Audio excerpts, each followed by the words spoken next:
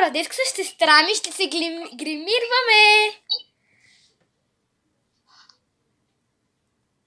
Днес с сестра ми ще гримирваме.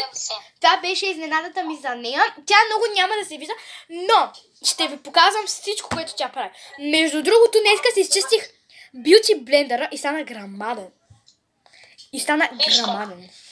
Първо започвам с това.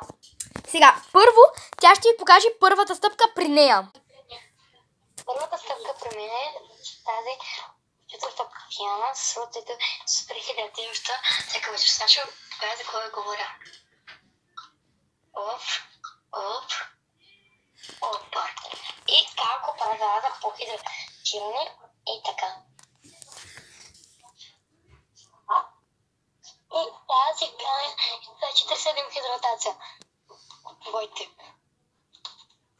Не прави реклама. Уникална. И това е първата стъпка. Да видим прянето. Така, хора, на мен по принцип първата ми част е да си измия лицето идеално. И аз имам такова като на Анито, панделката, която видяхте горе. Аз само, че имам Заешки очи. заешки ушички. Обаче още сега не съм си ги взела, затова просто е така ще си направя бретона, защото нямам избор.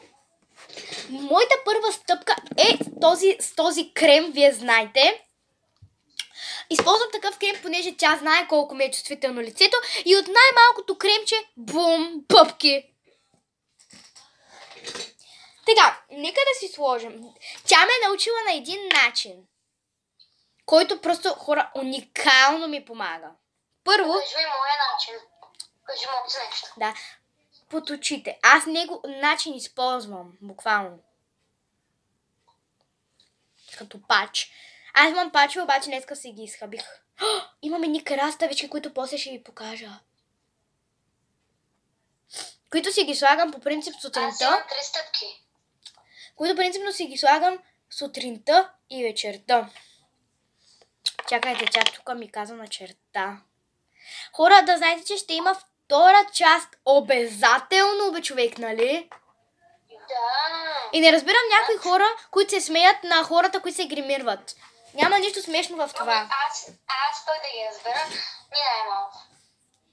Няма нищо Аз не смешно. мога. И аз, бе човек, и аз не мога. Да, ако си мислиш, защото си говорим на сестра, защото сме сестри все пак. Да. Само, че тя сега е при баба, аз съм при мама. И така, хора, абонирайте се за част 2!